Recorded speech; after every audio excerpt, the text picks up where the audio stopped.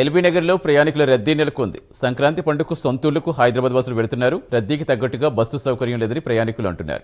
పండుగ వేళ రేట్లు రెట్టింపు చేస్తారని మండిపడుతున్నారు. మరింత సమాచారం మా కరెస్పాండెంట్ చందు అందిస్తారు. సంక్రాంతి పండుగ కావడంతో హైదరాబాద్ నగరం నుంచి వివిధ ప్రాంతాలకు పెద్ద ఎత్తున ప్రజలంతా కూడా తరలి వెళ్తున్నటువంటి పరిస్థితి మనం చూస్తా ఉన్నాం. ప్రస్తుతం మనం ఎల్బీ నగర్ వద్ద ఉన్నాం. ఎక్కువ రేట్లు వసూలు చేస్తున్నట్టు సందర్భంలో ఆర్టీసీ బస్సుల వైపే ఎక్కువగా ప్రయాణికులు మొగ్గు చూపుతున్నారు. చాలా మంది ప్రయాణికులు ఇక్కడ వెయిట్ చేస్తూ ఉన్నారు బస్సుల కోసం. అసలు మాట్లాడి తెలుసుకుందాం, అసలు బస్సుల పరిస్థితి ఏ రకంగా ఉంది, ఎలా ఉందని మాట్లాడే ప్రయత్నం చేద్దాం.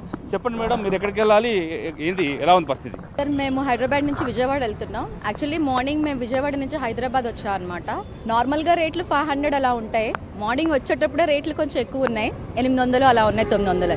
కానీ సాయంత్రం వెళ్ళేటప్పటికి 1500 అయిపోయింది సార్ రేటు. ఒక్కసారిగా షాక్. అంటే వెహికల్స్ ఏవెక్కినా సరే, ఆ ప్రైవేట్ బస్సులు అయితే ఇక 2000, 3000 ఉన్నాయి సీట్లతో సహా. అసలు బెర్తులు ఏవి ఖాళీ లేవు. చివరాఖరు బెర్తులు ఉన్నాయి, వాటిని కూడా 1500, 2000 ఎబో తీసుకుంటున్నారు.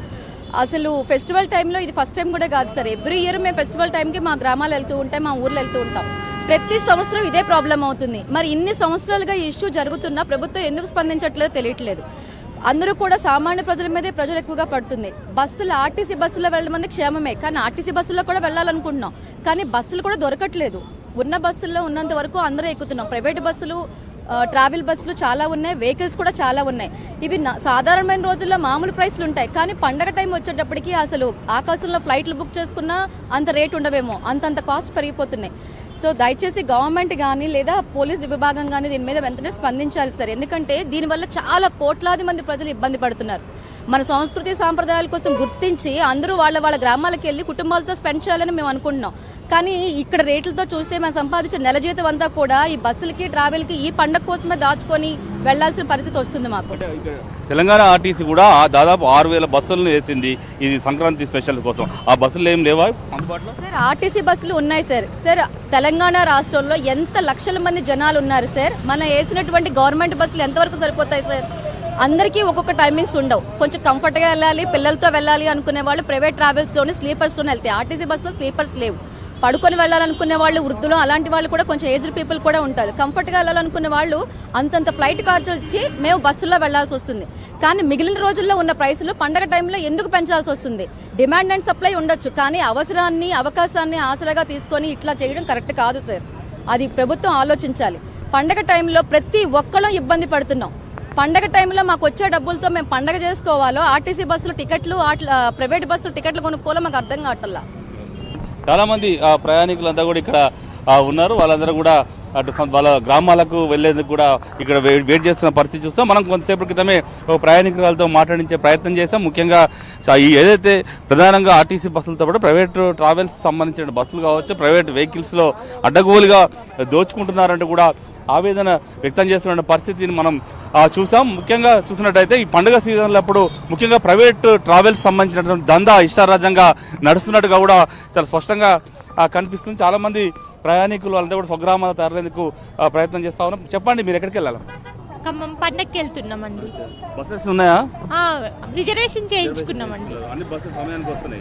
వస్తున్నాయండి టైంకి. చూసినట్టయితే ప్రయాణికులు చాలా మంది అయితే రిజర్వేషన్ కూడా చేయించుకున్న వాళ్ళకైతే ఎలాంటి ఇబ్బంది లేదు. రిజర్వేషన్ చేయించుకునేటువంటి వాళ్ళకే కొంత ఇబ్బందిగా ఉన్నట్టుగా కూడా వాళ్ళు చెప్తా ఉన్నారు. ప్రధానంగా చూసినట్టయితే ఇప్పటికే ఆర్టీసీ 6000కు పైగా బస్సులు అయితే నడుపుతుంది. తెలంగాణతో పాటు అటు ఆంధ్రప్రదేశ్ కూడా బస్సులు అయితే నడుపుతూ ఉంది. ఎక్కువ తెలంగాణ జిల్లాలకు బస్సులు పెద్ద సంఖ్యలో పంపిస్తున్న పరిస్థితి. ఇంకా నల్గొండ, అదేవిధంగా విజయవాడ, నల్గొండ వెళ్ళేటువంటి బస్సులన్నింటినీ కూడా ఎల్బీ నగర్ నుంచి పంపిస్తున్నారు. అదేవిధంగా కర్నూలు వెళ్ళేటువంటి బస్సులు, అటు మహబూబ్ నగర్ వెళ్ళేటువంటి బస్సులన్నీ కూడా అటు ఆరంగర్ చౌరస్తా, అదేవిధంగా ఎంజీబీఎస్ బస్టాండ్ నుంచి కూడా పంపిస్తున్నటువంటి పరిస్థితి మనకు కనిపించింది. మరోవైపు కరీంనగర్, ఆదిలాబాద్, నిజామాబాద్ వైపు వెళ్ళేటువంటి బస్సులన్నీ కూడా అటు జేబీఎస్ నుంచి వెళ్తున్నటువంటి పరిస్థితి ఉంది. అదేవిధంగా ఇటు వరంగల్ జిల్లాకు సంబంధించి వరంగల్, భూపాలపల్లి వెళ్ళే బస్సులన్నింటినీ కూడా అటు ఉప్పల్ ఎక్స్ రోడ్ నుంచి కూడా నడిపిస్తా ఉన్నారు. మొత్తంగా చూసినట్టయితే ప్రయాణికులు అయితే రిజర్వేషన్